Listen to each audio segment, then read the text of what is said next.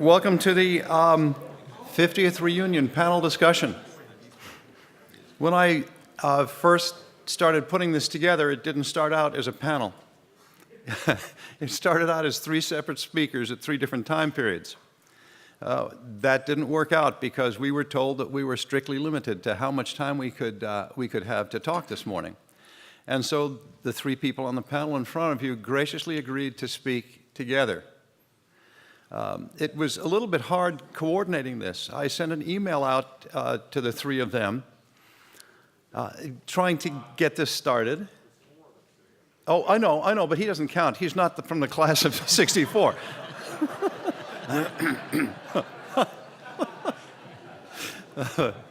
So I sent an email out to the three of them, and I get an email back from Robert Oxnam, and he says, "I don't really have time now. I'm in India, from Mumbai for 3 weeks or so. When I get back, I'll let you know."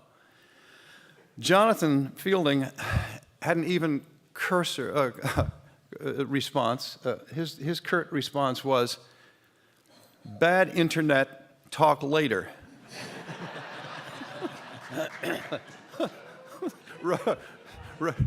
Oh, come on in and sit down. Steve, come on in. We've got some people standing in the back. Then I got a message from Rob Engle.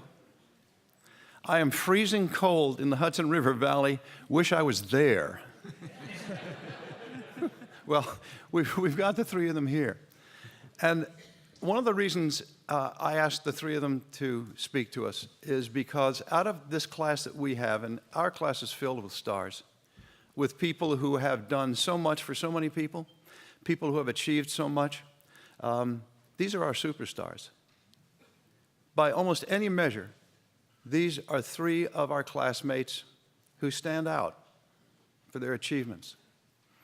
Now, I wanted to sort of measure how great their achievements were. And so, of course, I went to the internet, and I went to Google. And I said, I was going to test this Google stuff out. So I Googled our moderator, Will Dudley, who I will introduce more formally in a minute. Will is from a different class.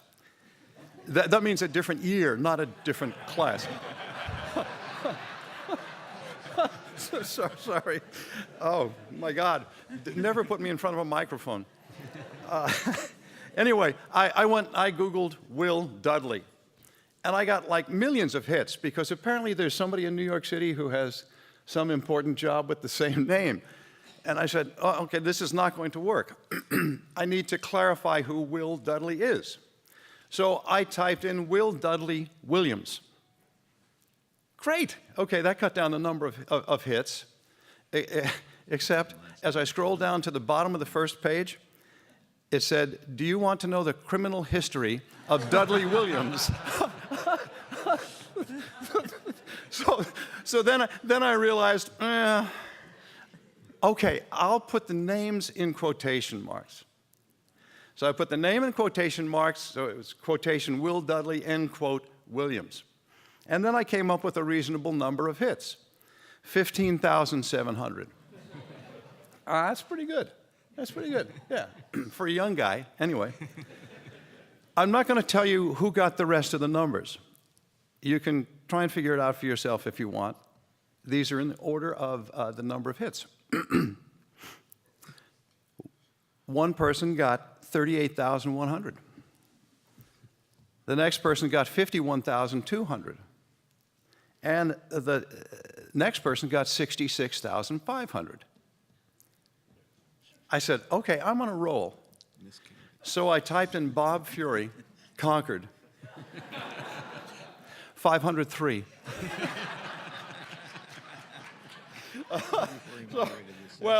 Anyway, that's why I'm here and not there. So let me introduce to you our panel, who have graciously agreed to come and be with us today. And for this, I need to get my glasses. Yeah. First, Will Dudley, who has graciously agreed to be our moderator today. Will graduated from Williams in 1989 and began serving as Provost on July 1st, 2011. Since joining the faculty in 1998, he has chaired the Committee on Undergraduate Life, been elected to the Committee on Educational Policy, and served as a Gaudino Scholar. He's the author of Hegel, Nietzsche, and the Philosophy and Understanding German Idealism. He spent 2003 as a Humboldt Fellow at the University of Münster and received a fellowship in support of his work from the American Council of Learned Societies. He has evaluated fellowship candidates for the National Endowment for the Humanities and the MacArthur Foundation. And just, Will, I need to take a brief aside here and said, why have I never gotten a MacArthur? Oh, wait, they're for geniuses. Sorry, I forgot. Anyway, next time, Will? Next time around? Okay. He's also served as the vice president of the Hegel Society of America. He has regularly taught courses include philosophy and economics of higher education and the significance of sport. That's Will. Robert Oxnam. Robert has devoted his life to Asian studies with a special emphasis on China, both as an academic scholar and as a public educator, and has been a professor at Trinity, Columbia, and Beijing University. After directing the Asia Society's China Council, the hub of public education's enormous upsurge in interest in China in the 1970s, he served as president of the Asia Society from 1981 to 1992. Since then, he has pursued a variety of Asia-related projects, anchoring a much-acclaimed 9-part PBS McNeill-Lehrer series on China. He also took distinguished leaders, such as Bill Gates and Warren Buffett, to Asia. Robert also wrote a path-breaking psychological autobiography, A Fractured Mind. And while Robert will not be discussing MPD this morning, he encourages you to engage him in conversation at any time during the day about this, or of course of what he speaks about. And just in case you're interested, this is the book, A Fractured Mind. It's an extraordinary, extraordinary book, and I suggest that you find it. Buy it, preferably, and if you don't buy it, at least get it from the library. It's a wonderful book to read, wonderful story. Robert is now embarked on a successful career as a sculptor and a photographer, and he applies traditional Chinese aesthetics to found objects. His wife, Vishaka Desai, also a former Asia Society president, is now working as a key advisor to the presidents of Columbia University and the Guggenheim Museum. And by the way, last Saturday, at Williams commencement, Vishaka was the recipient of an honorary degree. And she said that this is the best honorary degree she's ever had because now she can claim she has a Williams degree too. True, right, Robert? Absolutely. Yeah. Rob Engle. After majoring in physics at Williams, Rob went off to Cornell with the intention of becoming a scientist. But that did not last long. He switched to economics after earning his master's degree and now builds models with statistics rather than with wires and vacuum tubes and microchips. Rob taught at MIT, UCSD for 25 years, and in 2000 moved to NYU, where he's the Michael Armolino Professor of Finance at New York University's Stern School of Business. Rob also heads the Volatility Institute and is co-founder of the Society for Financial Rob, I'm going to get heteroscedasticity correct and screw up this.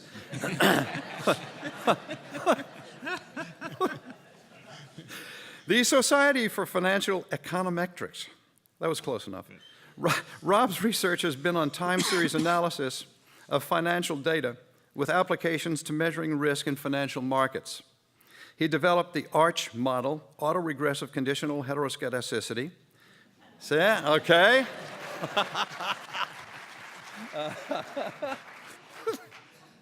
Which has become an essential tool for risk forecasting. It was for this model that he received the Nobel Prize in Economic Sciences in 2003.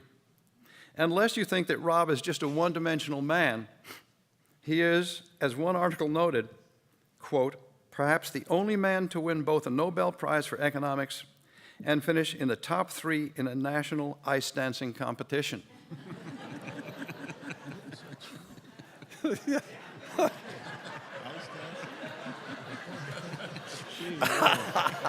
compete. We can't compete. Okay. Jonathan Fielding. Dr. Fielding, propelled by his life-changing experience with his Williams roommates, went on to get an M.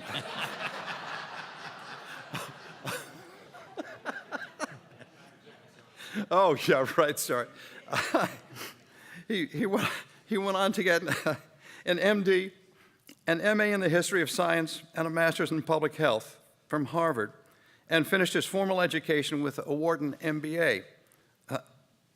And just incidentally, he didn't tell me to say this, but he got his Wharton MBA while, in fact, he was Commissioner of Public Health for the Commonwealth of Massachusetts under Governor Dukakis. An extraordinary mind to be able to do all of these things. In any case, Jonathan is currently the Director of Public Health and the Health Officer, serving the 10 million residents of Los Angeles County, where he directs a staff of 4,000 people. He has been a professor of pediatrics and public health at UCLA for 35 years, where he and his wife, Karen, just gave a naming gift to the School of Public Health. He has won virtually every award in public health and serves on many nonprofit boards and national commissions. He is also an entrepreneur, having sold a small company he and Karen started to Johnson & Johnson. Finally, he and his wife, Karen, wave, Karen, where are you? Hi, Karen. Finally, he and Karen are the main contributors to the 18th and 19th century New England country furniture, folk paintings, and artistic utilitarian objects to the new exhibition entitled Material Friction, Americana and American Art, which is at the Williams College Art Museum right now. Jonathan and Karen will be giving a short introduction to the collection and leading a tour on Saturday at 3:30. If you're going to be busy then, stop over before or after and take a look at this extraordinary collection of Americana. In any case, you've heard enough from me. Now it's time to hear from the people that you came to hear from.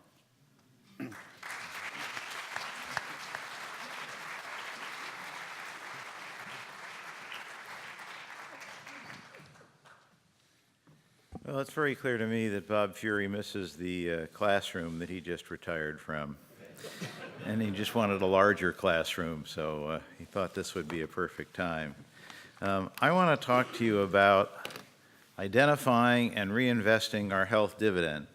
If you have no idea what I'm talking about, you're right. Nobody has any idea what I'm talking about. I'm trying to figure it out myself. But I want to talk about a health dividend. Let's start with what we're spending on health care in 2014. 2014, we're going to spend $3 trillion, that's with a T, $3 trillion on medical care, about 18.3% of our GDP, and about $10,000 for each of us. More as we get older, so we probably were more than that. But this is 50% more per capita than the next highest spending countries. If you look where we are on number 1. Is that good? We're number 1. On the left-hand side there, you can see how much we're spending. This is from 2011 data, I believe, and it's spending close to $9,000. Well, if you look at what other countries are really big spenders for medical care, you can find Norway and Switzerland, and you know what? They're still spending 50% less than we are. 50% less. And if you look at the median, the OECD, the average, that's right in the middle, that they're spending, all these countries are spending $33.39. So about let's say $3,300 compared to our, in this case, $9,000. Now what's wrong with this picture? And you can look at any country you want that's a developed country and see where they fit. And they all are way behind us. And some are working hard to catch up, but most are not. So the problem is that our current system is a sick care system, not a well system, and we don't have a good return on our investment. We should look at it as an investment, not just expenditure. And we are having two problems. We are overspending, And you say, you know what, it's okay to overspend as long as you get the kind of results you want. As long as you're number one in terms of health, because you're spending more, that would be okay. But unfortunately, that's not true either. We're underachieving. This is life expectancy at birth in 2011. And we rank 26th out of 34.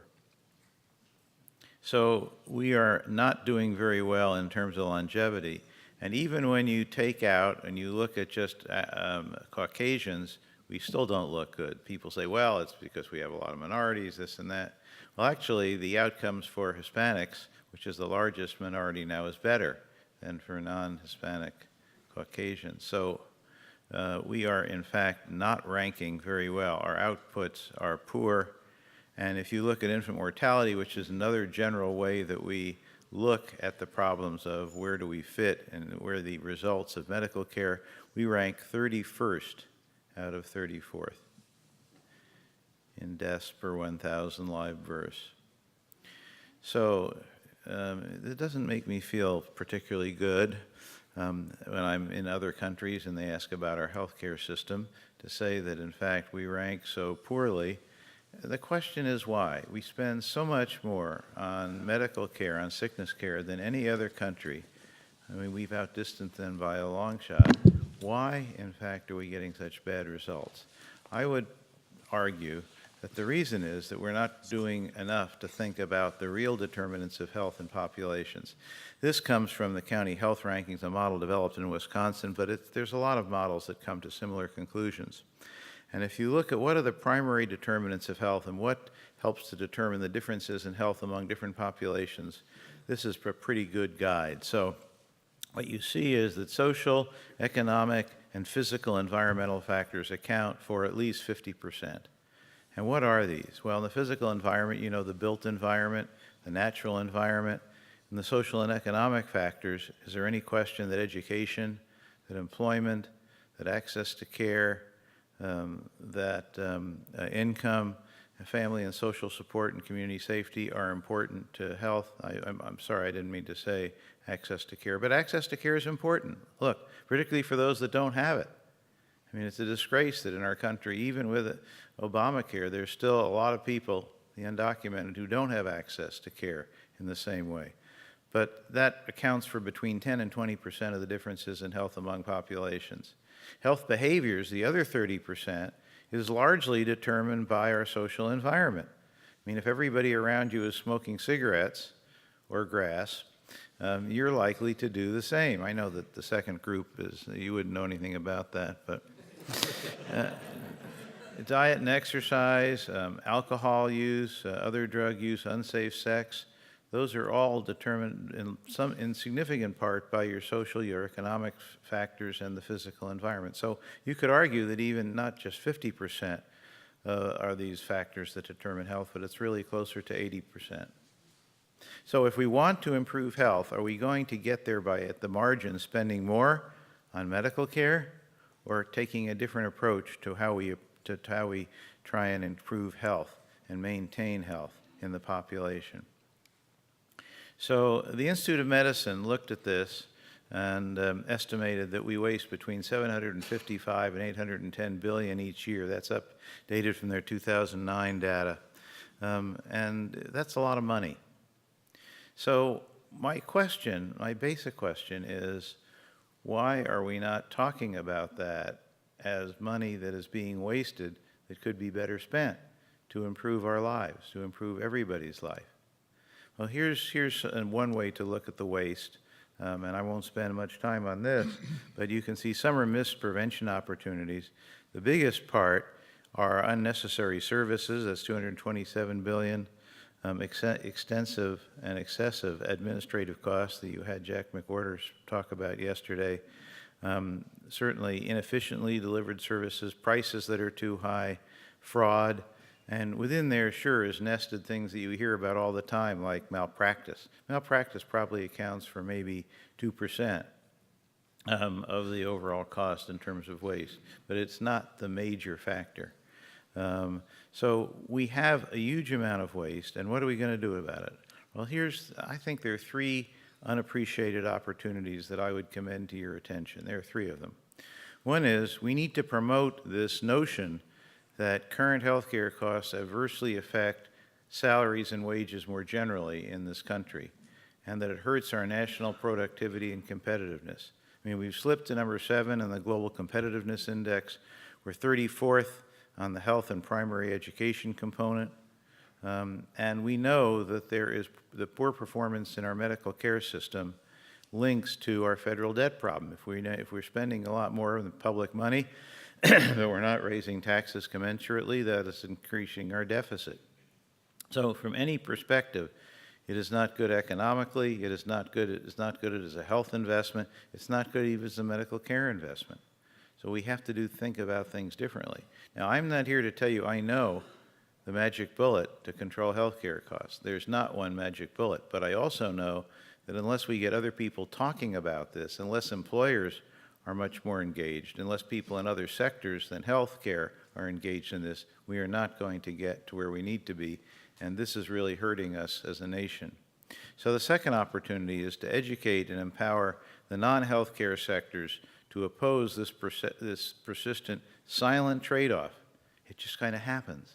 You don't read about it, but that it affects investment in their sectors. Let people know that it crowds out education. I don't hear the people interested in education talking about the fact that healthcare is crowding out the money that they feel is necessary to invest in K through 12 education or higher education, public education. I don't hear that. Maybe you do. We know that early childhood development programs are absolutely critical. Nurse home visiting programs, a number of other programs that have been shown by good evidence to improve outcomes, which means school readiness, school graduation rates, and better jobs.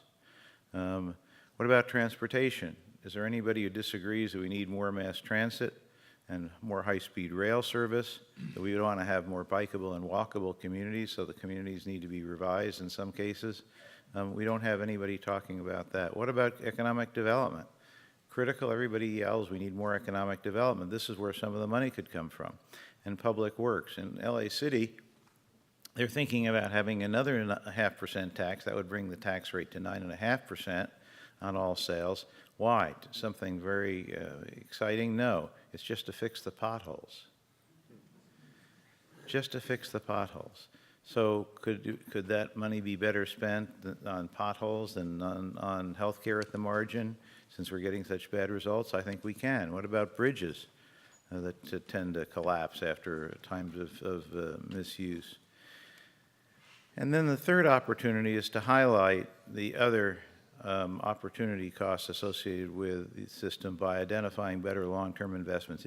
Just for a minute, say that we are eliminating this overspending and we're making other priority investments. What could some of those be? Well, let's just take the most conservative number, 750 billion, and 55% of that is in the private sector, and 45% is in the public sector. What could the 400 billion in the private sector be? Well, it could increase business investment. It could add jobs. We have a sluggish job rate, unemployment rate. It could increase our international competitiveness. It could bolster economic growth. It could increase wages. It might increase leisure time, something that some people think is important, people that aren't overachievers. It could lead to more consumer purchases, and it could basically increase living standards for so many people. Now, what about on the public sector side? On the public sector side, what could it do? It could be used to stabilize our fiscal health. It could address failing infrastructure, and it could improve population well-being. Let's just look at that. Here is just one scenario. You can choose whatever scenario you want, but this is one scenario. If you look at the public sector, let's say 50% is paying down of that $330 billion a year, paying down our federal debt. Anybody think that's a bad idea? Think we really need to increase our indebtedness? What about in the area of social investments? Let's say we put 30% into that. We could reduce class sizes in elementary school. We could do better smoking prevention education, including e-cigarettes now, by the way. Regular home visits to all pregnant teens that we know improves outcomes both for moms and for kids, both in the healthcare, in terms of development, in terms of the juvenile justice system and criminal justice system, drug use, all those. Social development program for all first graders. These are all evidence-based interventions. Doubling of Head Start. We could do universal preschool education, which we know improves cognitive ability and improves social abilities. And we could do better teen pregnancy prevention for all senior high school students and junior high school students, and all that for $104 billion a year. And then finally, infrastructure improvements, better safe routes to school. We could expand public libraries, improve the drinking water, and by the way, water is the biggest public health issue of the 21st century, and that's another talk, but it absolutely has to be. Career training, we don't have the vocational. When I went to school, we had vocational training. Some of you may have known that that was true in your school, even though you didn't take it. But it's really important. We're not doing much to train plumbers or electricians, giving people trade school opportunities as they come through the K through 12 system. Community facilities, rural economic development, grants to small towns. That rural America is dying in many ways. This could help rejuvenate it. Doubling of the Job Corps, which has been shown to reduce recidivism for serious health problems as well as juvenile justice problems. Expansion of SNAP, the Supplemental Nutrition Program, Assistance Program, and improve our transportation system. All that, this is just 1 year. All that could be done in 1 year if we were able to harvest that health dividend that we're overspending and use it more productively. So I'm going to leave it now to you to move ahead. But just remember a few things. One, excessive medical care expenditures don't add value to our economy or to our well-being. On the contrary, it may in fact reduce our health. We have expenditures that impose a $750 billion tax every year that you're paying. Costs are diffused across many groups. The silent trade-offs are never discussed. You never hear this discussion in Congress. You never hear it at the state level because you don't have the right people around the table. It's only people who are talking about health. And we need to increase the political pressure to address the opportunity costs of our current medical care system. Thank you.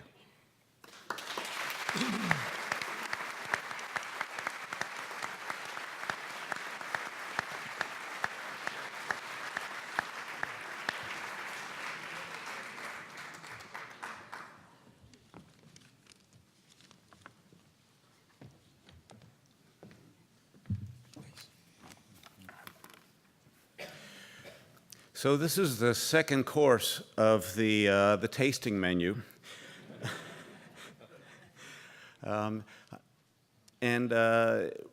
We are all sort of related in the sense that money can be spent on different things. So when we talk about the economy, we're talking about that. But I'm actually about making the same sort of choices Jonathan was talking about.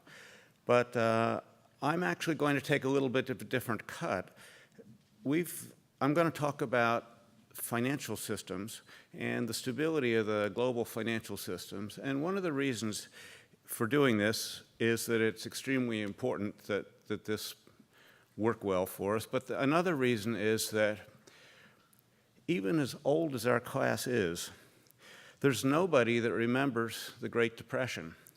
And so that the financial crisis that we had is really a dramatic event of our years of working.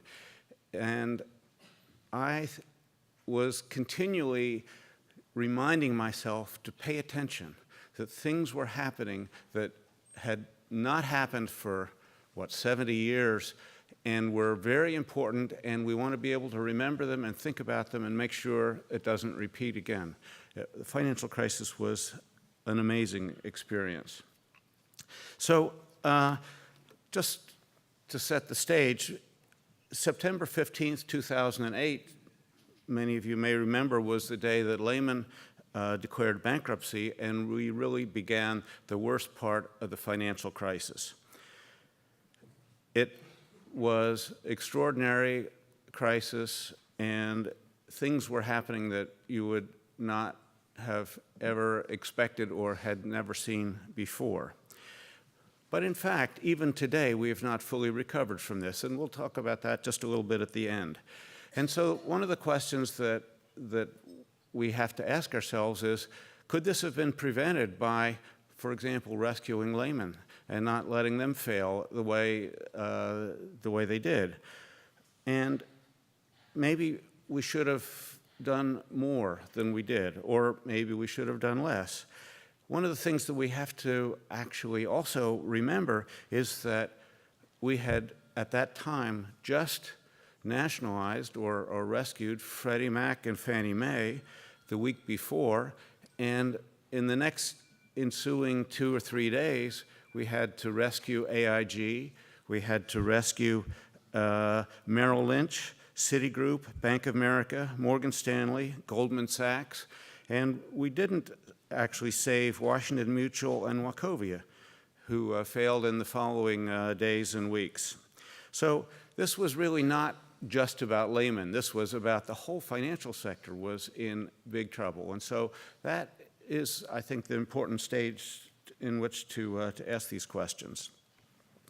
So what are the issues? Well, if we had rescued laymen as well as the others, then perhaps firms would expect to be rescued in the future and would take on too much risk.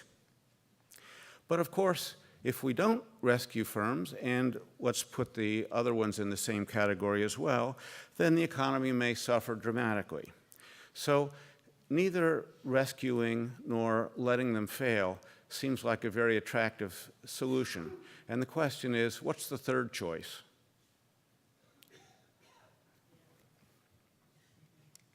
So I'm going to talk about systemic risk, and just to tell you what that means. When you put your money in the bank or buy a bond from a bank, you're lending them money, which they invest. They take a lot of these assets that they invest in. Some of them make money, some of them don't. But because they've borrowed a lot of money that they owe back to you, they have a lot of leverage, and there is a risk that the assets that they have will not perform well enough so they can pay back the money that they owe you. So the question really is, how much risk are the banks taking? Do they have a sufficient capital cushion behind them to prevent them being unable to meet their obligations? So this is a question that we could ask banks. It's a question banks ask themselves all the time. But we have another piece of this same question, which is, if the banks are essential to the functioning of our economy, then we care whether they're taking too much risk or not. And what we saw in the financial crisis is that the banks collectively seem to have taken on too much risk. And we call this an externality in economics and give it the name of systemic risk. And so we, even though we're not in banking, care about how much risk the banks take. So some of you are economists, but I think there are quite a few people who are not economists here. So let me try to say this with a picture. So here's a picture of risk-taking. This is a chimpanzee who is trying to catch his meal. It's insects that are flying, and he is standing in the top of a very tall tree.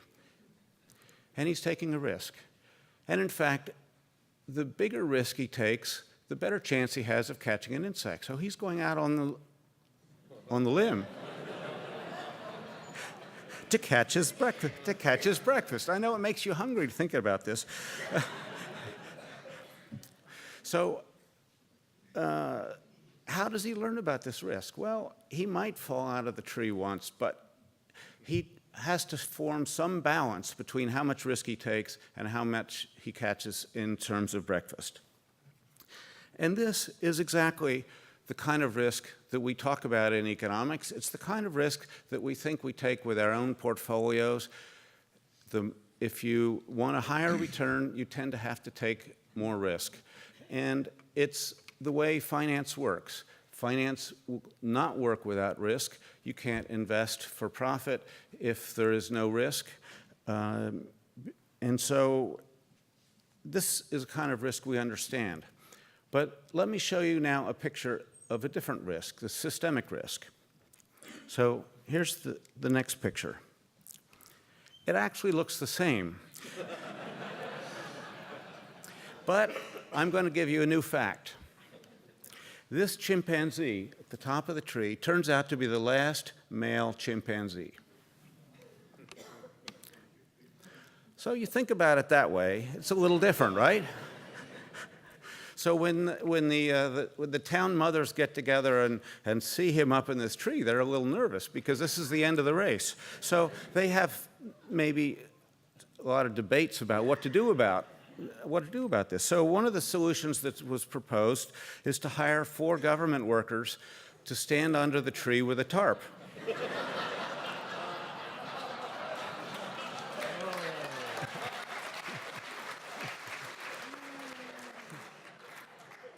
But of course, you can see that's only going to encourage him to take more risk. So then another bright idea was to tie a rope around him, a short rope so he doesn't go out too far, but then he's likely to starve to death. So what are we supposed to do? How can we encourage him to take less risk without making it impossible for him to function? And this is where we are. This is what we're trying to do. So the goal of regulation is this third choice. How can we manage to choose between rescuing and not rescuing? The answer is we prevent this from happening. And actually, this ties in with the health care pretty well. So we would like to prevent this situation from happening, and regulation is one of the key elements we have to talk about. So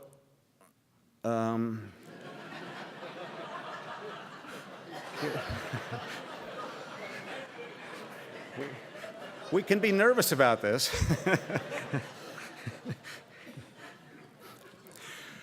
So I'm going to show you some things that we calculate to see how well we're doing with this regulation. I'm not going to tell you what I think the regulatory environment ought to be. I think we need regulation, we need good regulation, and it has to solve this chimpanzee problem, and that's not so easy to do. So what I'm going to show you is sort of what I see the status now. And I'm going to show you some numbers which we compute at the Volatility Institute, which are the answer to this following question. How much capital would a financial institution need to raise in order to function normally if we have another financial crisis? Okay, so think about this. If the bank doesn't have enough of a capital cushion and we have a financial crisis, they're going to be in trouble. If they could have additional capital at that time, how much would it take for them to be able to continue to function normally? Is this going to be supplied by taxpayers? Maybe, maybe not. Is this going to be supplied by the market? Well, maybe, but in a crisis, the market's not very forthcoming. So it is, I think, a fairly natural measure of systemic risk. And clearly, if many companies have to raise capital all at the same time because we have a financial crisis, it's going to be very difficult. So the bigger this is, the more complicated it is for the private market to provide this, and it leaves the government no choice. So the goal of regulation, in part, is to make sure that this number is as small as possible. So this is an example of a stress test. It's a stress test that, like what regulators do in the US and in Europe, they examine bank balance sheets and put them through some scenarios and see how they would turn out in this environment. And when you look at the way the stress tests are done, they take an army of maybe 100 Fed employees, they send them into the bank and they spend a year They take over a floor of the bank and they do a lot of calculations of trying to value this, what this bank would be worth under this scenario. So there's a great advantage to doing this cheaply and quickly. So we have developed a statistical method for doing this, and it actually uses this autoregressive conditional heteroscedasticity thing that Bob was talking about. and we calculate this for 1,200 banks around the world every week, and we post it on the internet. And if you're online, you could find it. This is the website. And so we follow the capital needs of banks all around the world to see how the financial stability is doing. Do banks have a sufficient capital cushion or not? So what do we see? So we call this a global systemic risk. And when you add them all up, all the financial institutions that we cover in the world, what's the bill? It's your $3 trillion. It's $3 trillion is what we think it would cost taxpayers all over the world to rescue all the financial institutions that would need it if we have another financial crisis. So is that a big number or a small number? Well, it's big, but it's not big compared to the size of asset markets. It's not big compared to GDP of the global GDP and so forth, but it's still a big number. It's the Chinese foreign exchange reserves, just for example. But more interestingly, it's come down recently, but it had two peaks. It had a peak in our financial crisis, which is that first peak, and it had a second peak, which is really the European sovereign debt crisis, which coincided with our failure to raise the debt ceiling the first time. And so those two events together produced a second peak in the amount of systemic risk that we see. Where is this, how is this composed? If you look across countries, you see that the country with the largest systemic risk by this measure is China. Second is Japan, then the US is third, then we have France, UK, Germany, Italy, Switzerland, Canada, Netherlands, India, Spain, Belgium, Brazil, Sweden, Greece, Australia, Denmark, Israel, and Korea as the, I think, top 20 there. So it's interesting that China is on the top. And so there's a lot to be said about China, and this will feed in a lot to what Robert has to say later. But let's look at the US first. The US, since 2000, has obviously increased dramatically during the financial crisis. In the peak of the financial crisis, it looked like it would be something like $900 billion was what we would need. And the TARP provided $700 billion, and the Fed provided a bunch of other money. So this is sort of ballpark reasonable number. If you look at the second financial crisis, what I would call the European crisis, you see that the US did not go up particularly and has actually improved quite dramatically, although there's a little bit of an upturn at the end here. So the US is slightly riskier in this measure than it was before the financial crisis, but we've actually improved the financial strength of our institutions very dramatically. And you know, I don't want to say whether this is due to regulation or the threat of regulation or whatever, but the financial industry is under a lot of stress these days, and they are improving their balance sheets dramatically. What about Europe? Well, Europe, you can see, had sort of the twin peaks of a systemic risk, but it is also improving. But it is far from where it was before the financial crisis started. It's, I like to think that Europe, and the number in Europe is, what is it, $1.5 trillion. So it's about half of the global risk is in Europe. And I think Europe remains fragile. It's a problem that we are paying a lot of attention to. You look at across the countries. It's an issue when you look at the growth forecasts for the global economy. Europe looks like they're going to underperform, and that's a worry for everybody. But look at China. China had no risk during the first financial crisis, but it's been shooting up. There has been an explosion of credit in China, and you might say to yourself, yes, but those banks are all government-owned.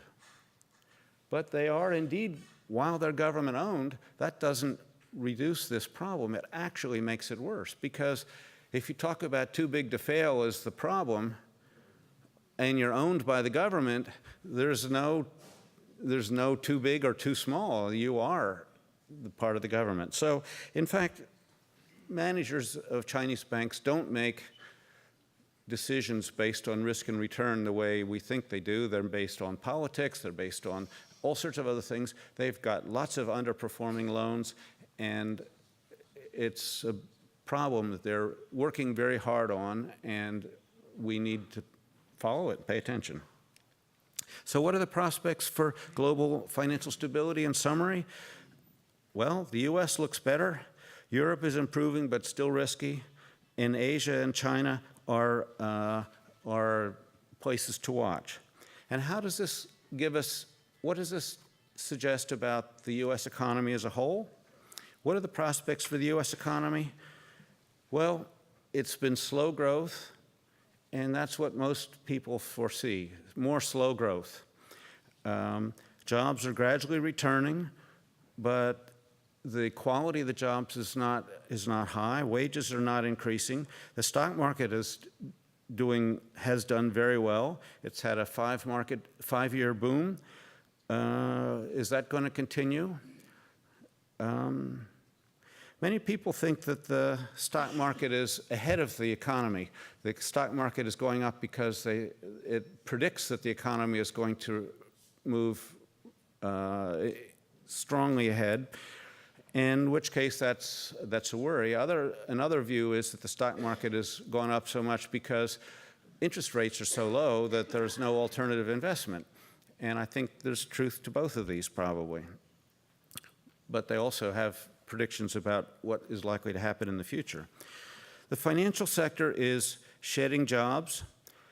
The housing market has been recovering, but has sort of flattened out recently. And I don't know whether that's a temporary or a permanent slowdown in the housing market. The negatives are probably Europe and a slowing China. These are big markets for our export industries. And so it's hard to see where the engine for big growth is going to come in the U.S. Companies have a lot of cash, but they're not investing. Why aren't they investing? Because it doesn't look like growth is going to be that strong. So there's kind of a cyclical, a circular argument there. But I would say we would expect slow growth to continue, and that's kind of where we're going. So let me stop here and invite you to the Arch Cafe, which is one of my favorite places, of course.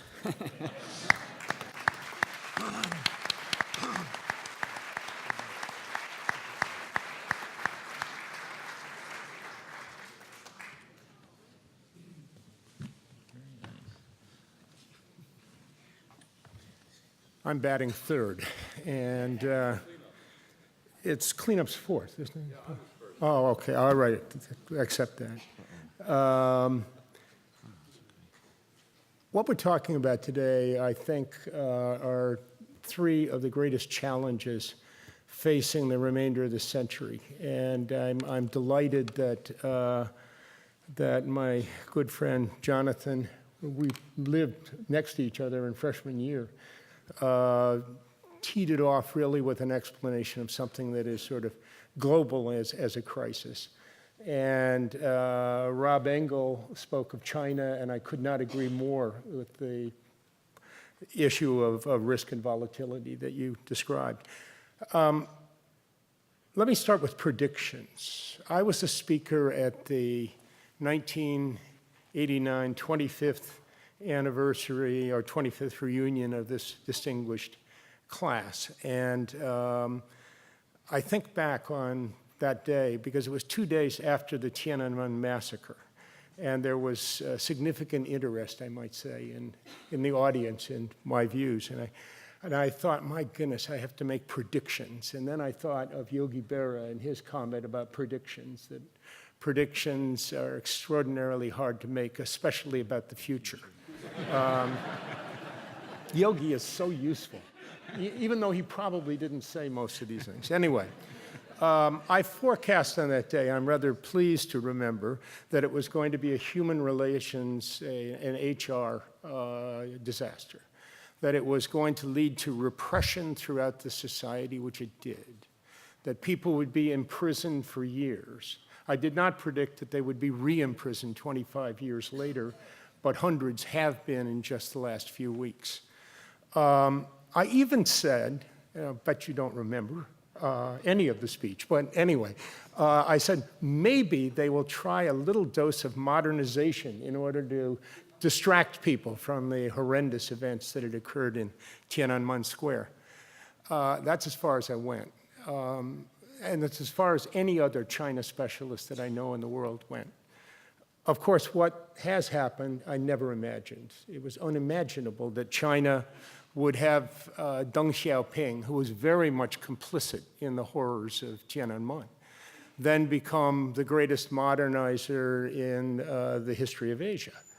That what would unfold is the largest takeoff in human history in the shortest period of time in a single country. That cities would grow up overnight.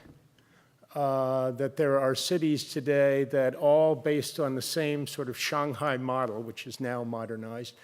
Every mayor has done the same thing. There are even ghost cities in China.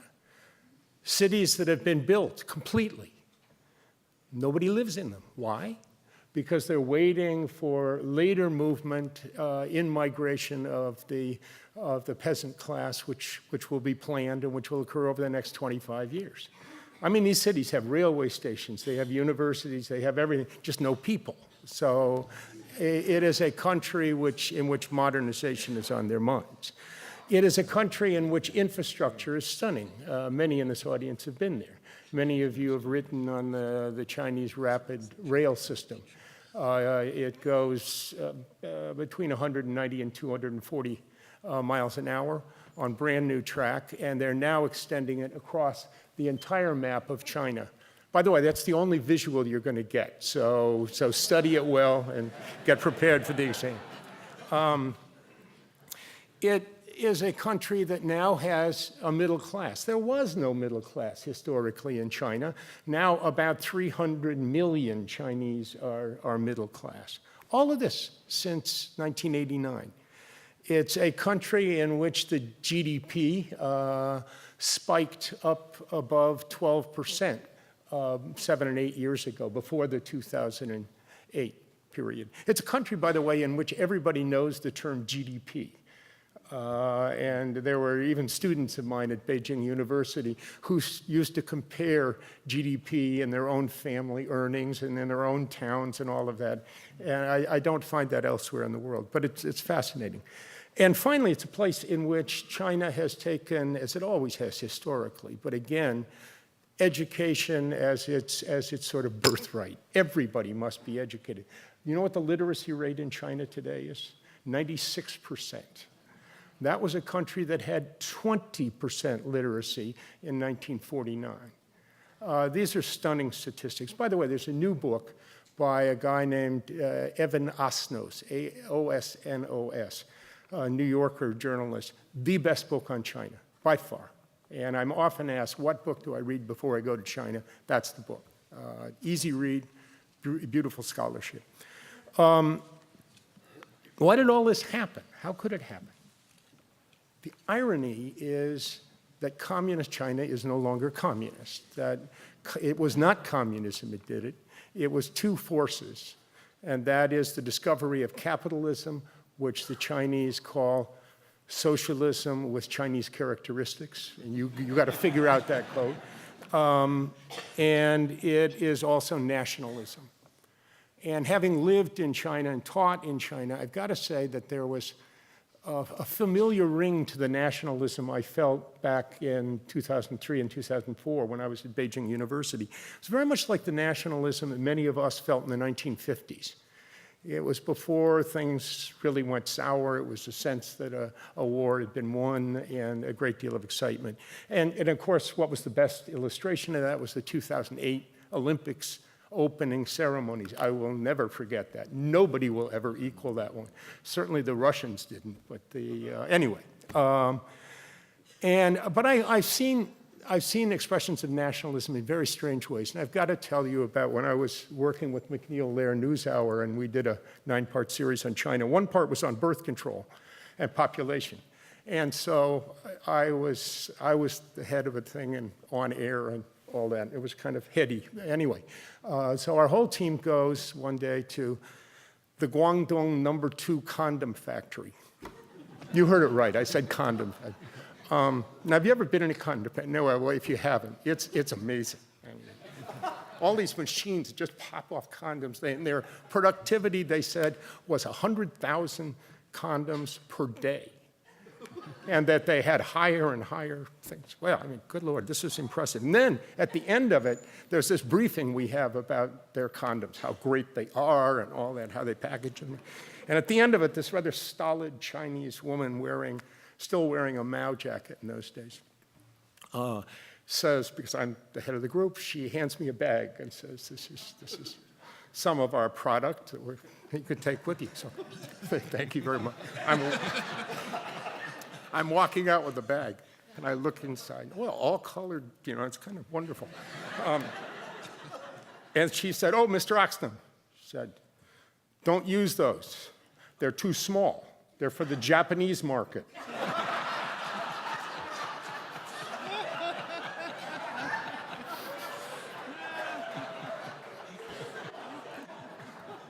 Okay, we got to go back to a higher plane. The result of all of this takeoff is that the United States and China have suddenly become the most important bilateral relationship in the world. And that's pretty heady stuff, and unimaginable 25 years ago. It's in some ways become also the biggest global headache. And if we were to look at US-China relations as a stoplight, red, yellow, green, we're probably, for much of the 70s and the 80s, we were sort of in the green-yellow zone. We're now in the yellow zone with very clear indications that a red light could occur, and it's that danger light that we should keep in our minds. Part of the problem is psychology and history. We are two exceptionalist nations. We think a lot about ourselves on both sides of the Pacific. And that proud to be Chinese factor is a major element in China today. The word for China, 中国, means the center of the earth, number one. It's built into their language. But it was also built into our character and our history over the last 50 years. And therefore, you have a history of love and hate over 200 years between China and the United States. And we're in a period where I think one has to be watchful. Polling evidence indicates that 78% of Americans believe that China will be our biggest challenge, single country challenge in the years going ahead, and that economic issues are the highest among those worries. Chinese believe, 80% of them, that they will overtake the United States of America within their lifetimes. And in fact, they're busy, there's whole groups of people advising the government trying to state the date in which the crossover will occur. When will our GDPs cross over? And then there are people using something Rob can explain to us, but they're using purchasing power parity as a way of skewing the numbers so that they get an earlier figure. But the earliest date that they picked is 2029, and the latest is about 2040. And so they're seeing this as a contest at the highest level. My point here is there a danger? You bet. Is it easy to overstate and create angst on both sides? You bet.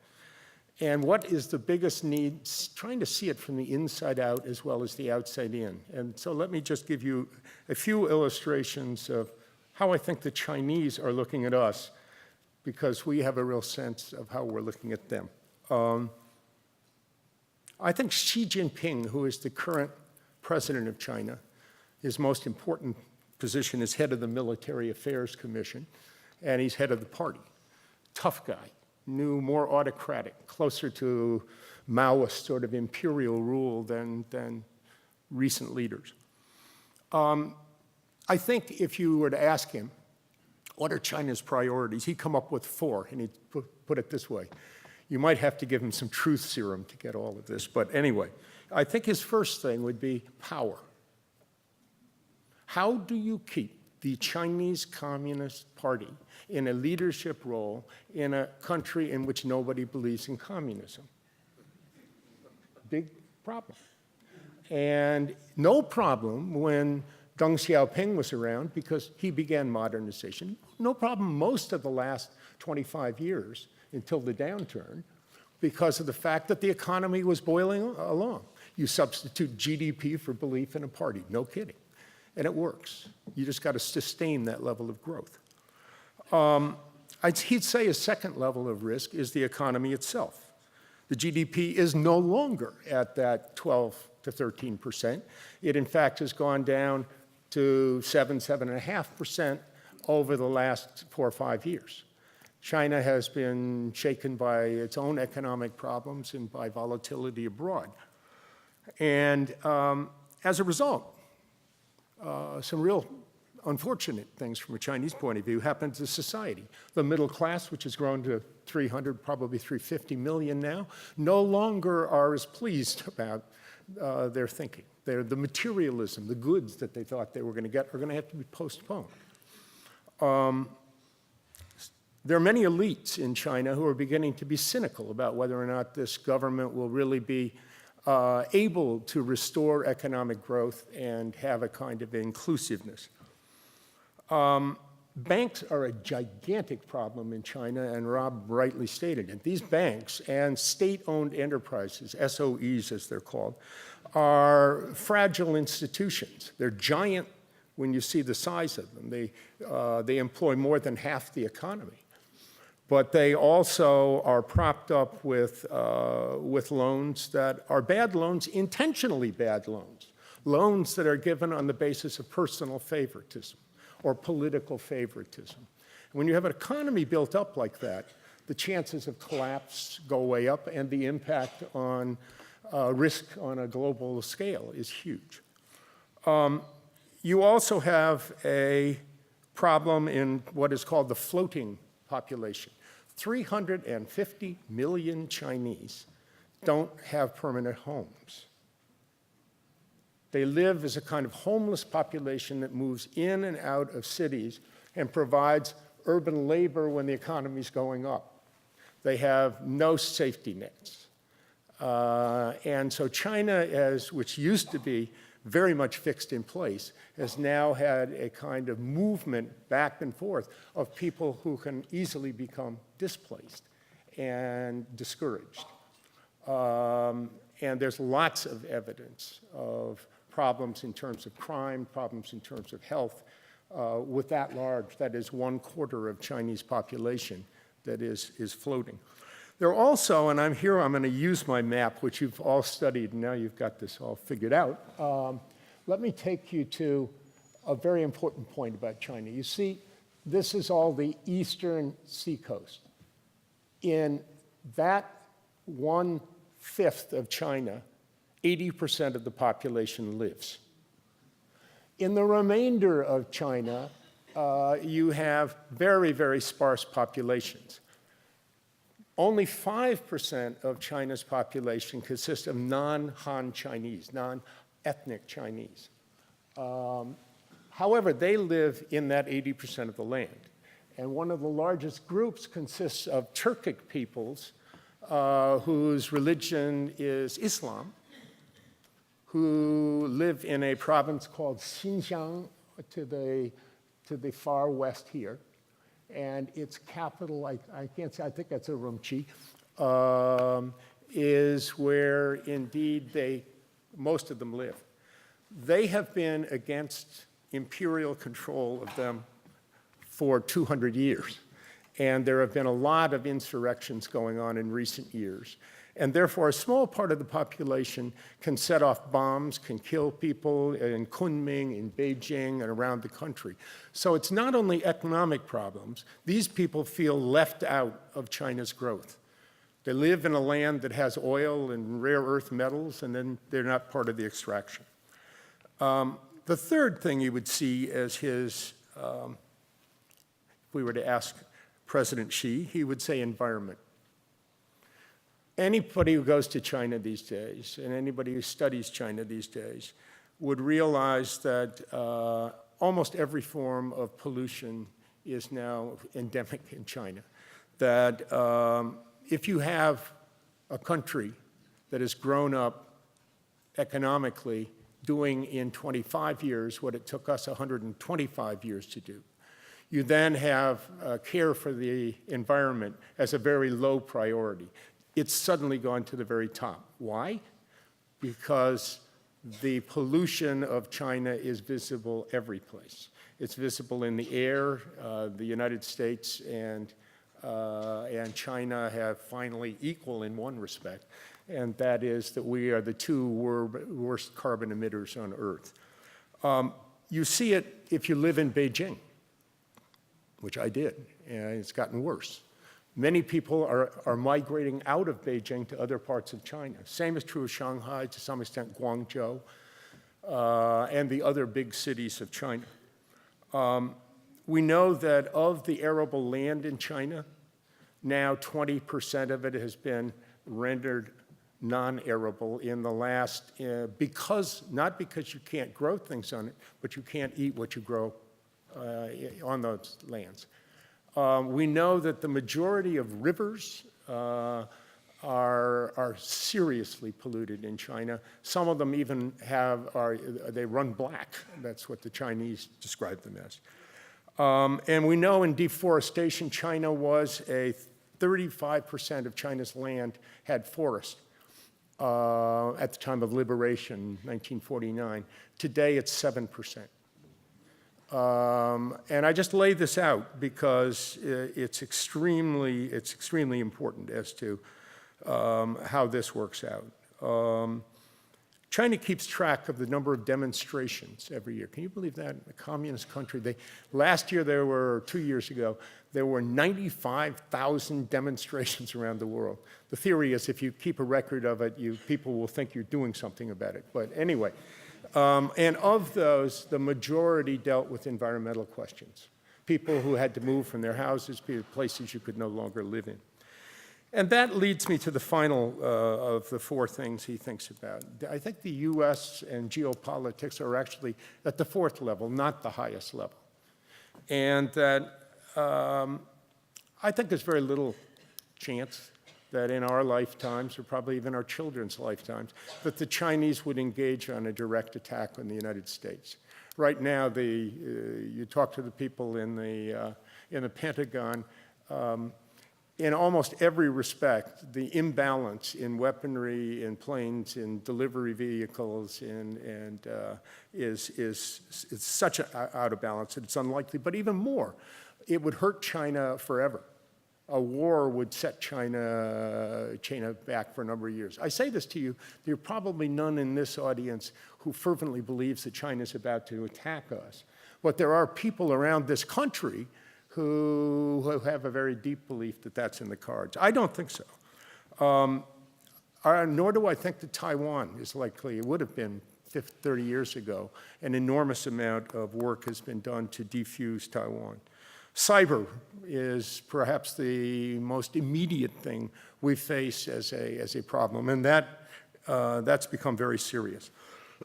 What I would suggest, though, that there is one part when you look at this map where there could be real conflict, and that is, while so much of our attention has been given to the Middle East, in fact, the China Sea and the South China Sea are places where there are conflict possibilities over islands, some of which are oil or gas bearing, and all of which are in the major trading routes in the area. And so I point that out as to where something might flare up. It could be in the next year or two, and that would require very adroit diplomacy to avoid and could involve some kind of military interaction. Final point I'd make is that how we cope with China is a big issue, and I would just say this, that I think that Barack Obama and George Bush both have gotten distracted, understandably to some extent, by the Middle East. Except around Asia, there is a sense that we have turned our back a bit on Asia itself.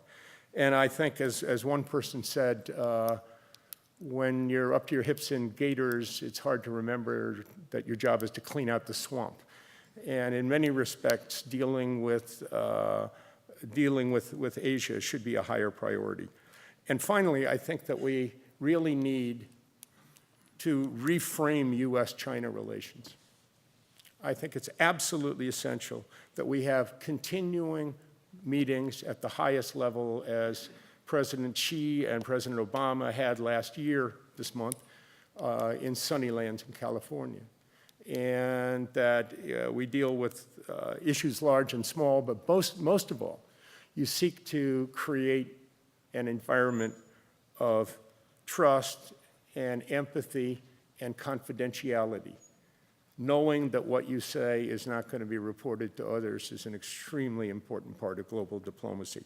So I would conclude by saying, some 40 years ago, Richard Nixon and Mao Zedong had a meeting. We thought it would be impossible, and yet the impossible happened. I think we need that again. The stakes are extremely large, and it will depend a lot on who the leadership is in the future, including the leadership in the United States, whoever she or he might be. And let me leave it there. Thank you.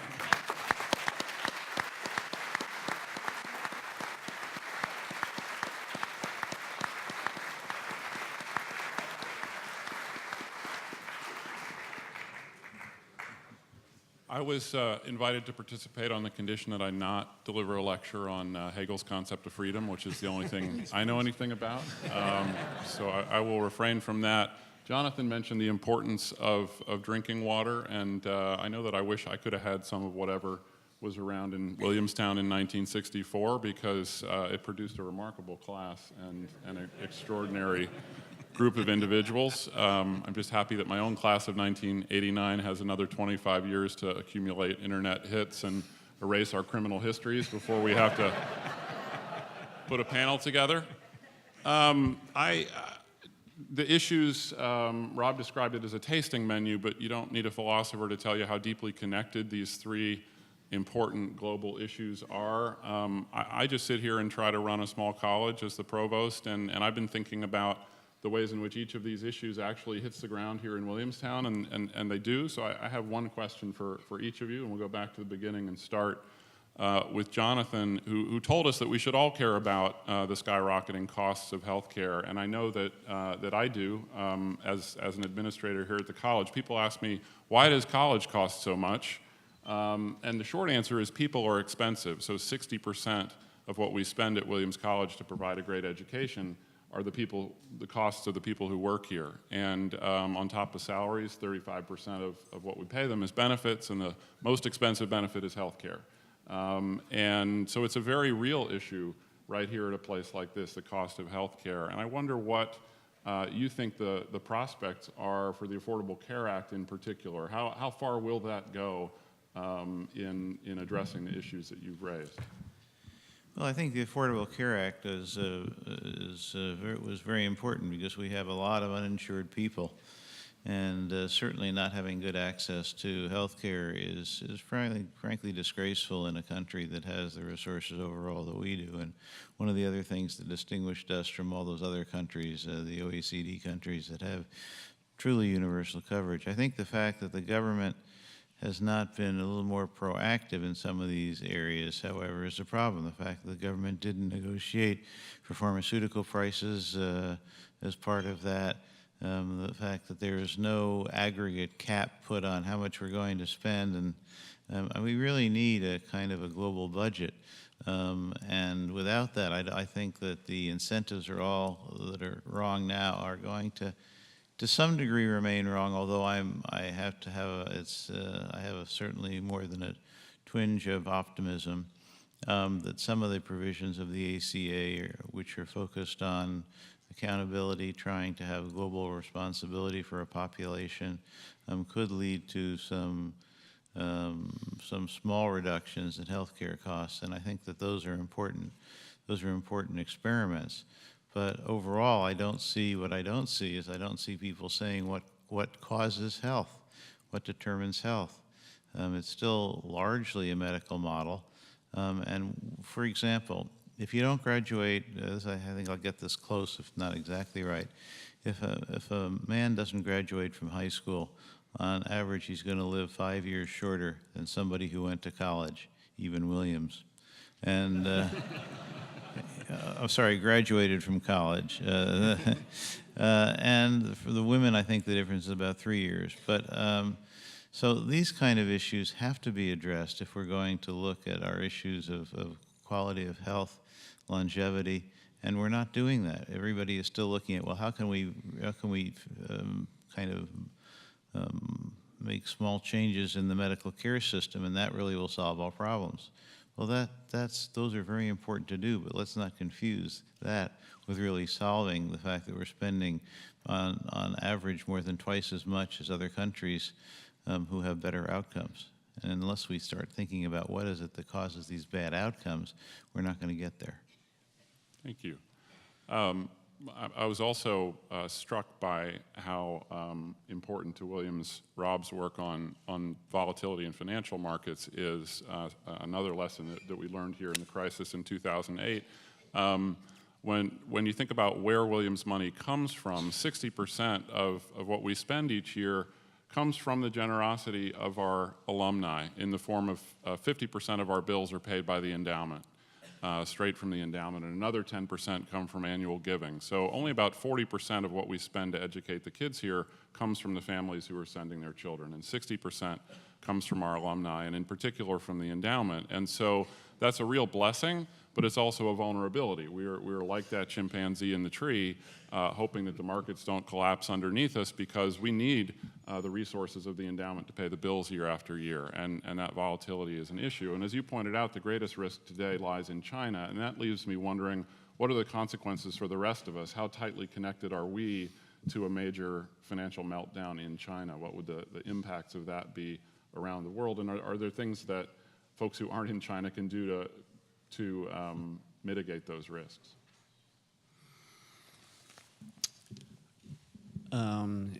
If there's a major meltdown in China, it will certainly spread. I mean, it will affect the global economy, although it will not affect, I don't think, the global economy as much as it will the Chinese economy. So there's a question of, well, one part of your question is, should this affect our portfolio decisions? I mean, should we underinvest in China and its immediate trading partners, or should we continue to believe that a fully diversified portfolio is the best choice? First of all, I think if there's going to be a meltdown in China, it's not going to happen overnight. It's going to happen in the long run. So that we're talking about portfolio decisions for the long run rather than portfolio decisions in the short run. And I think there's a lot of reasons to make a list of events that you're worried about in the long run and actually allocate some part of your portfolio to a defensive position on those. And I'd actually put the climate in that category as well as China. And you know, I'd probably in that part of my portfolio underweight Europe. And I don't know about healthcare. I probably wouldn't put so many bank stocks in there either. So, I think that a natural way to protect yourself is to take some small portion of your portfolio and actually immunize it against the risks that you think are the long-run risks, but maybe not put everything there. Happily for me, I just spend the college's money. I don't invest it. But the college invests even more happily, the college does have a lot of very, very smart, experienced people who sit in on the investment committee meetings of the board, and they talk about those issues quite regularly. My final question, then we'll have time for a couple from the audience, is for Robert. And I think Robert emphasized how much in our lifetimes China has come to a prominence that we couldn't have imagined, and that's very much true here at Williams too. When I was a student in 1989, the two most popular foreign languages on campus were Russian and Japanese, because there was this thing called the Soviet Union, and Japan was poised to take over the world in business. We still teach Russian and Japanese, but today the two most popular languages are Arabic and Chinese, that's just a very real on-the-ground reflection of the way that the world has changed. Another thing we worry about here is our own environmental footprint, and in particular, the college has a goal of reducing our carbon emissions by 2020 to 10% below what they were when I was a student back in the late 80s, despite all the building that has gone on, and we're on track to achieve that. But obviously, that's a tiny, tiny drop in the bucket in comparison to what's happening in China, and I wonder what you see as the prospects for the reversal of the environmental degradation on the scale that it's currently taking place in China. In China, yeah. What are the factors that could bring that about? By the way, I've got to say, you're one of the most adroit moderators I've ever seen.